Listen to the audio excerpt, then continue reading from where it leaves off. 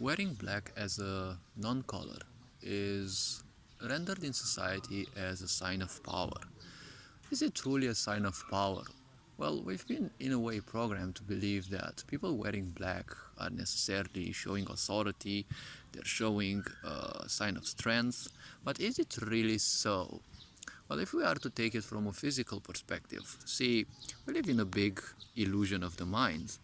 Not in the sense of the Maya, as people call it, but in the sense that the word Maya does not refer to this whole world we live in as an illusion. This world is an illusion because we give too much attention to the mind and to the meanings that we create. That is why this world is an illusion, because we perceive it through meaning, not through what it actually truly is. Now, regarding color, see, color is an illusion in a way because we perceive it in a specific way. What I mean is, when you look at the grass and you see it green, well, the grass is not technically green. What it means is that the spectrum of light that comes to the grass, well, all of it is absorbed, but apparently green is not. So when green is reflected, it goes away from the grass. Our eyes can pick it up, and well, when it does, we perceive it as green because that's the remaining light, right, in the spectrum of light, right? That's the remaining color in the spectrum of light. So the grass technically is all the colors but green, but we perceive it as green, so we call it as green. Now, black as a non-color means that all the colors have been absorbed by that object, right? Something physical absorbed all the colors, and therefore nothing of that light remains, right? If the entire light is absorbed, like for example a black hole, well, you don't have any light to showcase it, so basically it's gonna be full dark around. So if all the colors are absorbed, let's say by furniture or the such, well, let's say a huge spectrum of light, right? Because they're not black holes, but that's how you perceive furniture, for example, as black. That's how you perceive clothing as black, right? They absorb most of the colors, right? But they don't absorb the entire light, right? They're not black holes. So when it comes to clothes, they don't absorb just colors, right? Color is information, yes, but they don't absorb color only. They also absorb energies, right? It's been shown that and proven, especially by Eastern wisdom, that if you go to a temple, it is preferable that you dress in black, right? Because the temple being a holy place, black allows you to attract, right, such energies, and attracting higher vibrational energies in your body, that's always very good. At times it is always good if you go to such temples to simply wet your body, right? To wet your hair, your throat, right? Your forehead. It is a practice in the East. And why this happens is because water facilitates, right? A wet area of your body simply facilitates the absorbance of such energies, right? You simply want to attract those so-called holy energies, those higher vibrational energies, so the highest points of your body, right? The highest chakras possible, because you seek enlightenment there, right? You seek enlightenment of your swadhisthana, of your third eye, of your throat chakra, right? Most likely of your heart. You don't want enlightenment in the lower chakras because that's where you get egotism in the Manipura. You've got all sorts of control issues that can pop up, right? Because they are survival based. You don't want to draw even more survival based energies, right? You want to attract more higher vibrational ones, aka from the heart above. So people usually wet their hair, then their forehead, because if those energies don't happen to enter through their hair, at least they will enter through their foreheads, right? And they will tingle their third eye, right? They will allow them to have more positive energies around.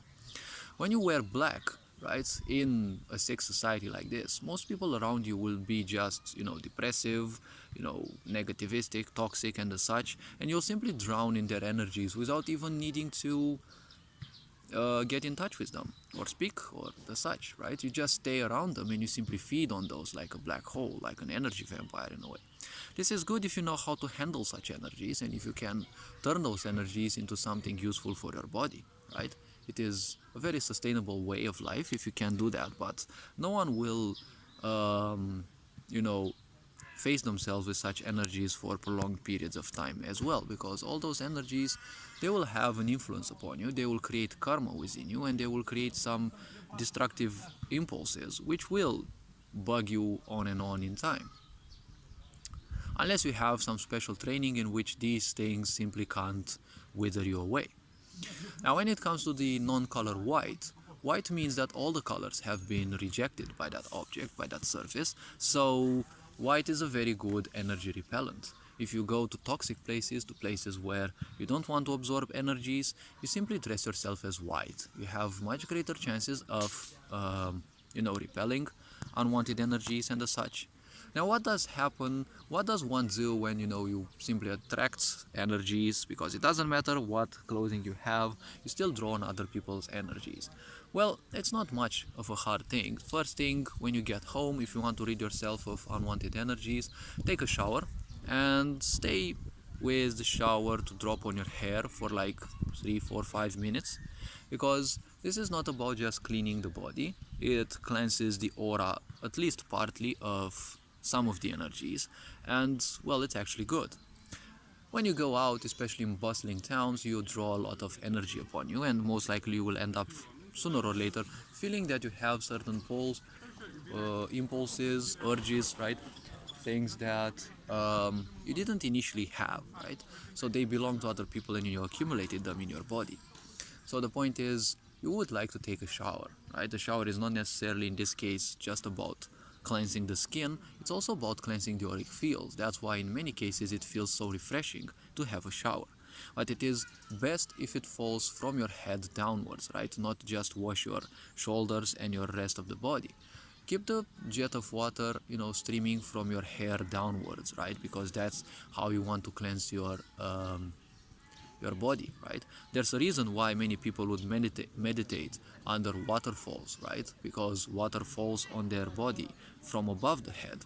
And when that happens, right, the body triggers certain mechanics which are known to it, but well, you may not be aware of those. So energy can be very tricky, it can be very powerful, so it is important to know how it can influence you. Your clothes, what clothes you wear, if you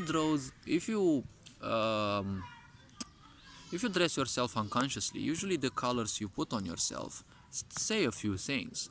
Like people who aren't rooted in this world, they will fear the color red. They will tend more towards brown because that's what it feels like, right? Brown is part disease, right? It is feeling away from rootedness, which is the bright color red. You don't feel well in your body, right? So colors that you put on you can be interpreted in a way, but don't take them as 100% certain. All this being said, you are appreciated. Take care. Ferenc on board signing out.